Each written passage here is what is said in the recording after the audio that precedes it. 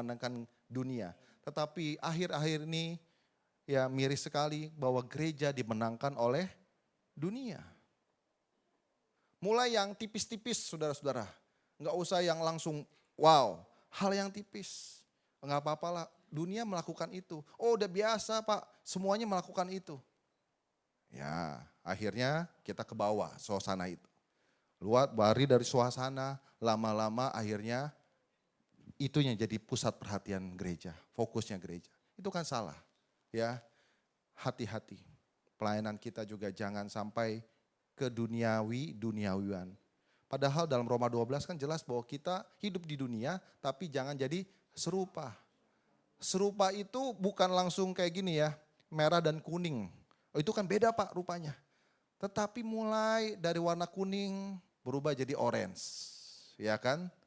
Dari orange mulai agak ke marun-marunan, merah marun. Lama-lama jadi merah berubah. Enggak langsung beda merah dan kuning, tetapi mulai perlahan-lahan.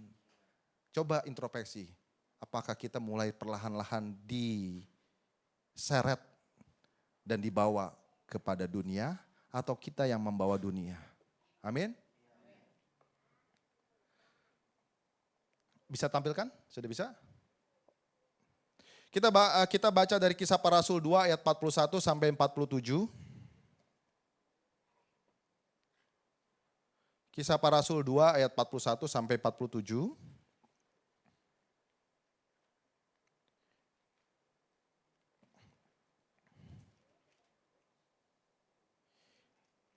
Kalau mau tahu pelayanan yang berdampak, pelayanan itu seperti apa? Lihat aja di Alkitab. Salah satunya adalah dari cara hidup jemaat yang pertama.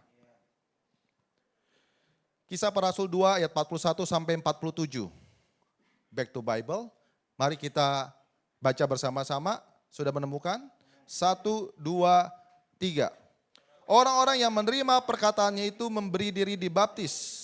Dan pada hari itu jumlah mereka bertambah kira-kira 3.000 jiwa. Mereka bertekun dalam pengajaran rasul-rasul dan dalam persekutuan. Dan mereka selalu berkumpul untuk memecahkan roti dan berdoa. Maka ketakutanlah mereka semua, sedang rasul-rasul itu mengadakan banyak mukjizat dan tanda. Dan semua orang yang telah menjadi percaya tetap bersatu. Dan segala kepunyaan mereka adalah kepunyaan bersama. Dan selalu ada dari mereka yang menjual harta miliknya, lalu membagi-bagikannya kepada semua orang sesuai dengan keperluan masing-masing. Dengan bertekun dan dengan sehati, mereka berkumpul tiap-tiap hari dalam bait Allah. Mereka memecahkan roti di rumah masing-masing secara bergilir dan makan bersama-sama dengan gembira dan dengan tulus hati. Sambil memuji Allah, dan mereka disukai semua orang, dan tiap-tiap hari Tuhan menambah jumlah mereka dengan orang yang diselamatkan. Kalau di perusahaan itu ada SOP. Mau ngapain sih perusahaan itu, organisasi itu bergerak di bidang apa, mau ngapain, itu ada namanya SOP. Nah kalau mau tahu gereja itu mau ngapain, saudara-saudara, SOP-nya di 7 ayat ini. Ya, Short Operation Procedure. Apa yang harus dilakukan dan semestinya gereja lakukan. Adalah di dalam Kisah Para Rasul 2 ayat 41 sampai 47. Pak ngapain sih Pak buka gereja Pak, buat ngumpul-ngumpul, makan-makan, happy-happy. Bukan itu, salah satunya aja itu hanya faktor nomor kesekian. Itu lihat di situ, memuji Allah. Ada persekutuan ya, happy-happy makan karena bergembira di situ dikatakan kan, tapi itu hanya bagian satu bagian maksudnya dalam gereja. Bukan juga, oh Pak gereja ngapain? Ngumpulin orang untuk sekolah, ngajarin orang, ngajarin terus, ya. Tapi nggak ada tulus dan bergembira, nggak ada kesehatian. Nah itu juga salah. Jadi semuanya harus lengkap, paketnya lengkap ada di dalam gereja, di dalam pelayanan. Amin. Yang berdampak. Garis bawahi kata di situ disukai oleh banyak orang, disukai oleh semua orang. Baik di internal ataupun di eksternal. Baik di dalam gereja ini, lingkungan gereja ataupun di luar gereja. Kita harus jadi warga gereja yang disukai oleh semua orang. Ayat 46 mengatakan. 47, disukai oleh semua orang. Bukan hanya orang dalam aja, tetapi juga orang luar. Amin.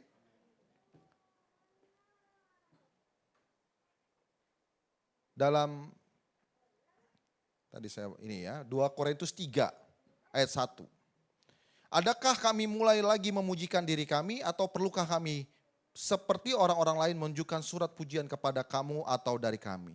Kamu adalah surat pujian kami yang tertulis dalam hati kami dan dikenal dan dapat dibaca oleh semua orang. Wah Pak, saya tidak sanggup melayani Pak, saya nggak bisa. Demikian besarnya keyakinan kami kepada Allah Kristus oleh Kristus dengan ayat yang keempat 2 Korintus 3 ayat 4 dan 5, dengan diri kami sendiri kami tidak sanggup tetapi bersama dengan Allah kami sanggup.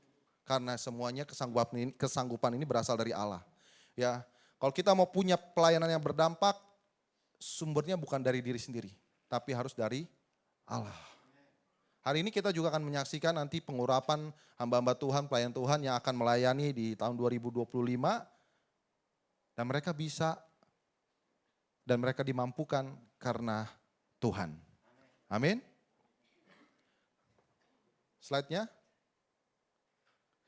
Gereja. Nah ini SOP-nya.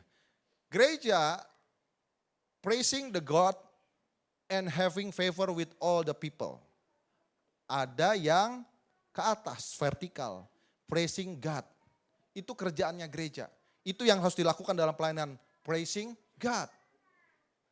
Vertikal.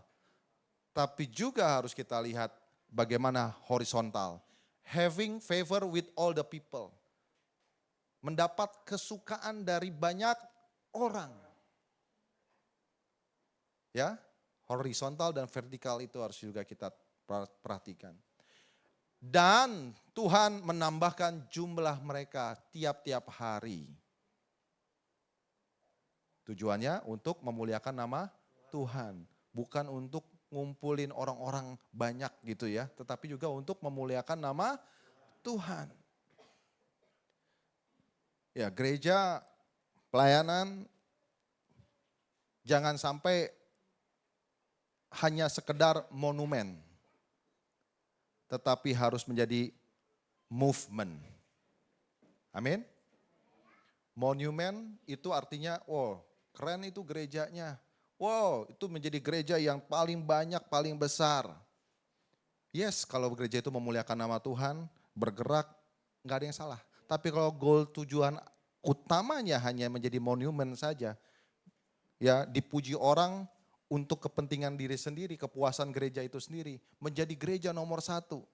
Tapi bukan Tuhan yang dinomorsatukan. Itu juga menjadi panggilan yang salah di gereja. Pelayanan berdampak harusnya bukan hanya kita menambah jumlah orang, tetapi juga bicara kualitas. Bukan hanya kuantitas tetapi kualitas. Bukankah ini sesuai dengan tema kita tahun ini? Yaitu bertumbuh dan dewasa secara rohani. Ya, makanya nanti di pelayan-pelayan Tuhan yang akan diurapi di pembaktian kategorial, ibadah kategorial itu ada namanya penasehat, pembina, dan juga ada ketua. Yang dulunya hanya ketua saja, tetapi ada penasehat dan pembina. Supaya semuanya diperhatikan. Ya, kualitas daripada iman setiap masing-masing jemaat itu harus kita tahu dan kita tingkatkan. Itulah panggilan gereja yang berdampak, baik dalam ataupun luar. Next. Bagaimanakah gereja yang berdampak itu? Ciri-cirinya apa Pak pelayanan yang berdampak? Ya. Apakah punya gedung yang paling mewah itu berdampak? Ya, apakah yang terkenal dengan punya yayasan yang besar? Jawabannya ada di dalam ayat 40 Kisah Para Rasul 2 ayat 41-47. Yang pertama, gereja yang berdampak adalah disukai semua orang. Gereja harus memenangkan hati orang. Jangan sampai karena gereja ya akhirnya gereja dihina oleh banyak orang. Disukai orang, Pak tapi kan manusia banyak yang gak suka. Disukai itu bukan berarti harus suka kayak, oh saya mau pergi ke sana, saya suka dengan gereja. Enggak, tetapi harus menjadi dampak. Ya, orang pada saat tahu gereja, oh ya itu gerejanya bagus, artinya menangkan banyak jiwa. Gerejanya itu ya nggak hanya mementingkan diri sendiri, tetapi juga banyak kepentingan orang lain. Di sisi apakah sudah melakukan itu? Ya, kita sudah punya beberapa program, ya beberapa kegiatan yang bukan hanya untuk internal kita aja, tetapi juga untuk masyarakat luas.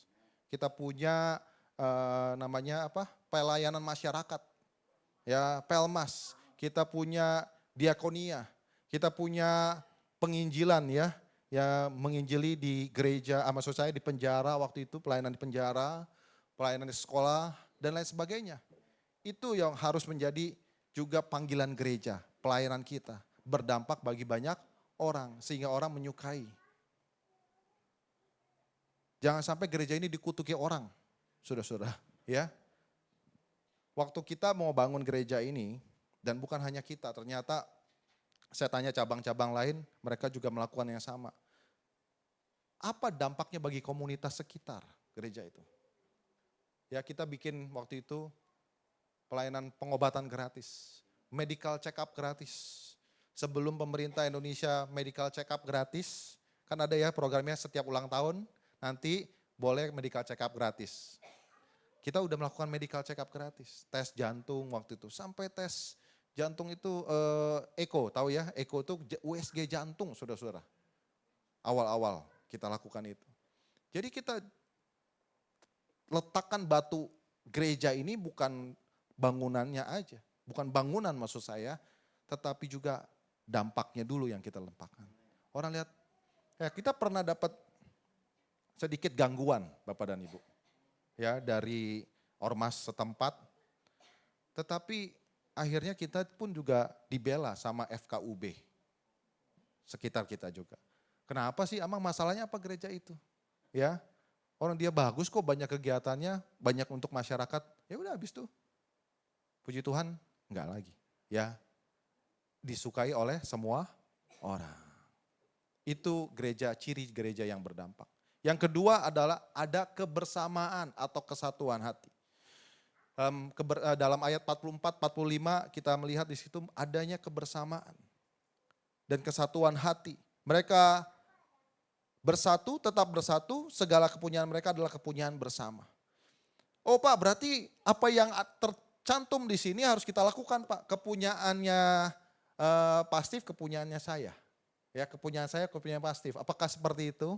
Ya, tidak bisa ditulis begini. Jadi tidak bisa diartikan seperti itu. Jadi backgroundnya adalah mereka itu, karena kan Israel dijajah oleh Romawi. Mereka baru meningkatkan ekonomi mereka. Ya, lalu banyak dari mereka juga yang ekonominya belum stabil. Sehingga mereka saling mendorong untuk kestabilan ekonomi bersama. Itu yang lakukan. Dan juga mereka kan mau membangun jemaat-jemaat yang pertama. Untuk membangun jemaat juga diperlukan ya budget. Dan akhirnya mereka melakukan itu bersama-sama. Adanya kebersamaan. Ya, yang kita bisa contoh di gereja saat ini adalah kebersamaan bukan hanya dari ekonomi, tetapi juga kita harus melihat bagaimana kebersamaan di dalam memuji Tuhan. Ada sahabat kita, ada teman kita, ada di lingkungan kita yang gereja ini yang kayaknya hatinya kok kayak muram sekali ya. Kok mukanya muram banget gitu kan. Harus kita hibur dia. Jangan cuek aja ya. Ya. Bajunya sudah kuning tetapi mukanya muram, saudara-saudara. Ya. Itu sama kayak lampu lalu lintas, kuning gitu ya. Hati-hati loh. Ya hati-hati, bentar lagi merah gitu. Bukan, saudara-saudara ya.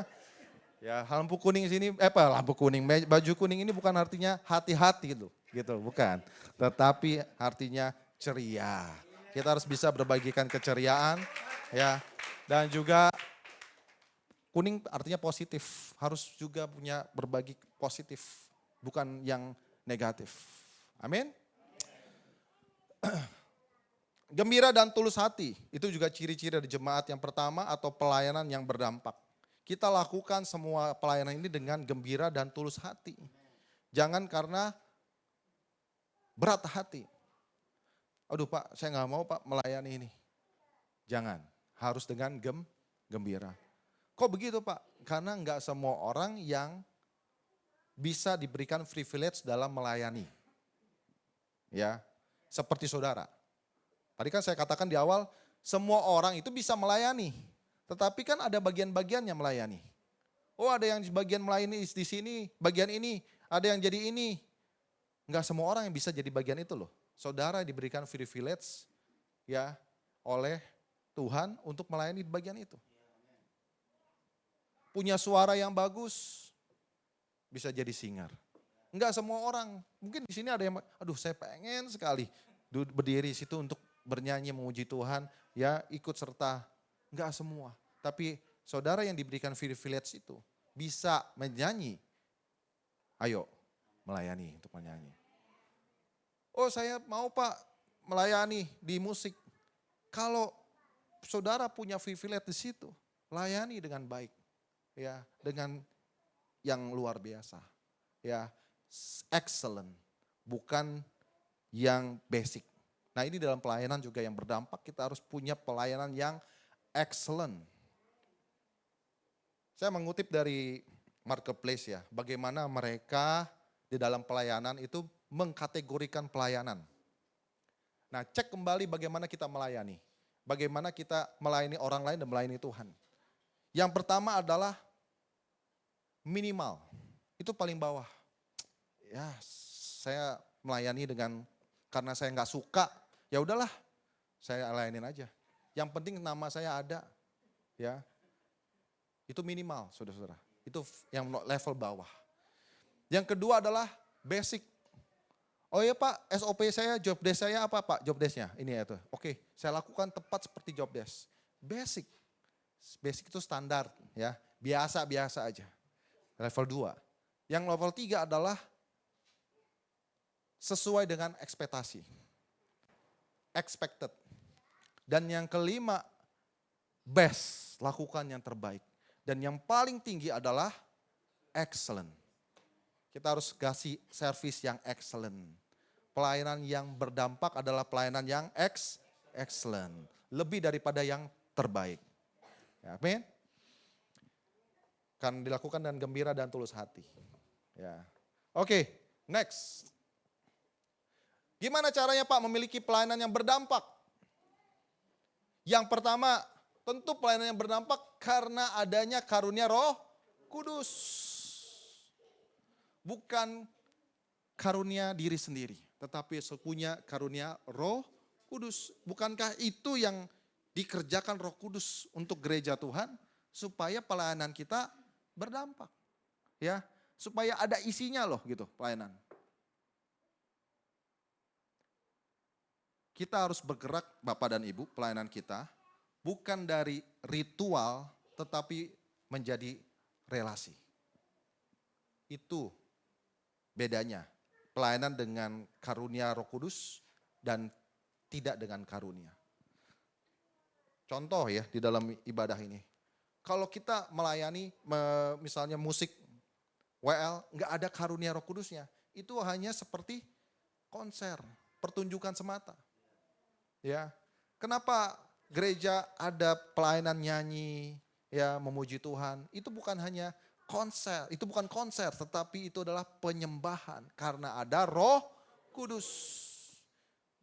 Kisah Para Rasul 2 ayat 43 jelas katakan, maka ketakutan mereka semua sedang rasul-rasul itu mengadakan banyak mukjizat dan tanda karena adanya karunia Roh Kudus. Pada saat Petrus juga berkhotbah dalam Kisah Para Rasul 2 ayat 17 sampai 19, ya bahwa nanti teruna-teruna akan mendapatkan penglihatan dan melakukan banyak mukjizat. Ya, harus itu tandanya ada karunia Roh Kudus di dalam pelayanan yang berdampak. Coba cek kembali. Oh Pak, saya mau punya pelayanan yang berdampak Pak. Ya, bagaimana relasimu dengan Roh Kudus? Bagaimana Roh Kudus di dalam dirimu? Ya, udah lama sih. nggak aktif saudara-saudara ya. Airplane mode Roh Kudusnya ya. Coba cek Roh Kudusmu. Ayo aktifkan. Jangan airplane mode. Tahu ya airplane mode ya, mode pesawat ya. Harus aktifkan. Supaya sinyalnya jalan. Kalau di airplane mode pesawat, saudara-saudara nggak ada sinyalnya. Kalau dia kasih sinyal, nggak boleh ke situ. Nggak ada tuh. Kosong, hampa, nggak ada apa-apa kayaknya. Saya biasa aja Pak melakukan ini, itu, yang salah pokoknya biasa aja. Karena lagi airplane mode. Aktifkan Roh Kudusmu. Maka engkau punya karunia. Karunia yang berdampak buat pelayananmu. Pelayanan bukan hanya di gereja tetapi juga di marketplace. Dimanapun engkau ditempatkan, engkau akan jadi pribadi yang berdampak. Amin. Kedua,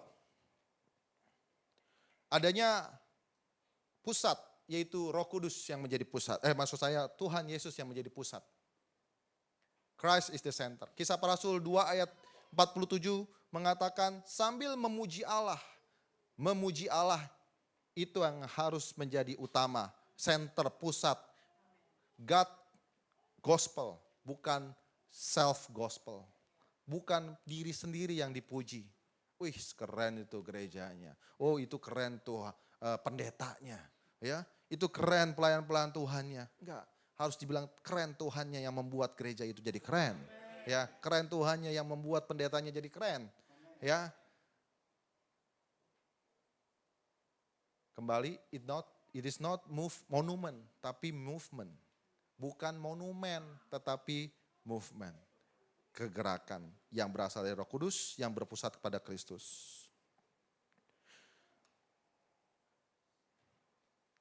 Kisah Para Rasul 2 ayat 22 sampai 25 juga pada saat Petrus berkhotbah sebelum jemaat mula-mula itu. Dikatakan yang aku maksud ialah Kristus, dia yang telah mati. Nah, siapa yang jadi pusat pelayanan kita? Apakah Kristus, kabar baik itu, pusat kabar baik itu? Ataukah apa? Banyak gereja mengkhotbahkan, tidak banyak mengkhotbahkan tentang Kristus lagi loh Bapak dan Ibu. Mengkhotbahkan tentang tips-tips cara hidup diberkati gitu kan. Akhirnya apa? Orang-orang Tuhan ke bawah suasana, akhirnya mereka mau carinya adalah berkatnya di pusat. Bukannya Kristus yang menjadi pusat. Ayo kita kembali back to Bible, balik kepada SOP kita, yaitu Kristus harus menjadi pusat penyembahan. Amin. 3. Next. Ya. Mengajar dan menerima pengajaran. Ya. Iman timbul dari pendengaran. Supaya iman kita terus kuat, dibangunkan, yang tadinya lemah menjadi kuat, harus timbul dari pendengaran. Pendengaran itu pengajaran. Nah, bicara mengenai pengajaran bukan hanya mengajar. Oke, kita punya gereja yang mengajar, tetapi jemaatnya nerima pengajaran enggak? Benar ya? Ya. Oh Pak, gereja kita, pelayanan kita adalah pelayanan yang mengajar. Masalahnya jemaatnya terima enggak pengajarannya? Kenapa jemaat enggak bisa terima pengajarannya? Karena enggak bisa telan pengajaran itu. Makanya di tahun ini kita harus menyamaratakan bagaimana gereja itu bisa satu, ya, bisa menelan makanan yang sama, mengunyah makanan yang sama, mencerna makanan yang sama. Ya. Harus bisa menerima. Dalam Kisah Para Rasul 2 ayat 41, orang-orang yang menerima perkataannya itu memberi diri dibaptis. Orang-orang yang menerima. Kalau enggak diawali dengan orang-orang yang menerima, enggak terjadi itu. Ya, bertekun dalam pengajaran, lalu cara hidup jemaat mula-mula. Itu enggak terjadi. Jadi yang pertama harus juga menerima pengajaran. Enggak menerima pengajaran kenapa? Ya karena enggak fokus mungkin. Ya. Lalu apa lagi? Nah, kita sebagai gereja pelayan Tuhan harus bisa mengajar dan sebagai jemaat menerima pengajaran. Oke? Selanjutnya terakhir, saling memperhatikan. Keempat, bertekun dalam persekutuan dan saling memperhatikan. Ada di dalam ayat 42, 44 dan 45. 42, 44, 45 persekutuan ini dimaksud di sini adalah koinonia. Artinya ada interaksi satu dengan yang lain. Harus ada interaksi. Gereja Tuhan itu jangan menjadi gereja yang introvert, tetapi harus menjadi gereja yang extrovert. Bisa saling menegur satu sama lain. Ya. Berapa orang di sini? Mungkin kapasitas kita yang saat ini 120, ya. Nggak tahu jemaatnya sekarang berapa yang hadir, mungkin 90-an sampai 100, ya. Gampang, saudara-saudara. Tuhan taruh kita di tempat ini supaya bisa saling mengenal. Kalau 100 aja Tuhan kita nggak saling kenal, maksud saya, gimana? Ya, ini harus menjadi kelebihan dari gereja TCC, yaitu harus ada saling mengenal. Makanya nanti di susunan pengurus itu ada pemerhati, ada diakonia, lalu ada usher, dan ada hospitality. Tuh ya, 3 bagian yang bekerja sama untuk bisa ya merangkul banyak jemaat jadi bisa saling kenal. Ya, saling tahu. Itu tujuannya, supaya bertekun dalam persekutuan dan saling memperhatikan. Lihat katakan gini, ayat 45, dan selalu ada dari mereka yang menjual harta miliknya lalu membagi-bagikannya kepada semua orang sesuai dengan keperluan masing-masing. Gimana mereka tahu keperluan masing-masing? Karena saling ada komunikasi, ada interaksi di situ. Yang satu mau terbuka, yang satu mau memperhatikan. Nah ini harus ada kerjasama yang baik. Oke, itulah 4 hal bagaimana gereja Tuhan, bagaimana kita memiliki pelayanan yang berdampak. Oke, yang terakhir ada satu quotes. The highest honor in the church is not government, but service. Oke, yang tertinggi, kehormatan yang tertinggi di dalam gereja itu bukannya pemerintahan. Nah kita nih mau ditabiskan nih struktur organisasinya. Kalau gereja yang terutama bukannya governance, kepengurusan, tetapi adalah service. Kalau engkau sekalipun engkau punya jabatan yang mentereng di gereja, tetapi engkau nggak bisa melayani, itu bukan kehormatan. Kehormatan adalah bisa melayani. Amin. Sama-sama kita baca ayat yang terakhir ini. 2 Korintus 4 ayat yang pertama. 1, 2, 3. Oleh kemurahan Allah kami telah menerima pelayanan ini, karena itu kami tidak tawar hati. Kita menerima firman ini, kita menerima pelayanan kita karena kemurahan Allah. Jangan yang orang menyombongkan diri, ya saya sering ditanya-tanya mau gak melayanin, saya mau ditanya melayanin gak. Ya, saya sering dipakai Pak di marketplace karena saya hebat. Bukan, itu karena kemurahan Allah. Ya, dan karena itu kami tidak tawar hati. Artinya apa? Pada saat menerima pelayanan itu, ayo kita sambut dengan sukacita. Allah berkenan bagiku untuk melayani. Terima itu dengan penuh gembira, bukan dengan tawar hati. Ya gak apa-apalah. Ya biasa itu saya. Enggak, harus dengan sukacita. Jangan tawar hati. Puji Tuhan. Demikian firman Tuhan. Kita akan berdoa untuk firman Tuhan. Tuhan, terima kasih pagi ini kami boleh mendengar satu lagi firman Tuhan. Yang Tuhan mengingatkan kami agar kami bisa terus melayani. Baik itu dalam lingkungan gereja, internal ataupun eksternal Tuhan. Dimanapun Tuhan tempatkan kami mau melayani Tuhan dengan penuh dampak.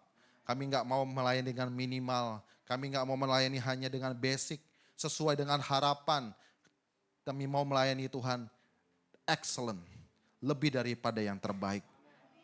Terima kasih Tuhan untuk firman ini. Kami juga mau Tuhan menjadi pribadi-pribadi yang terus selalu berdampak Tuhan.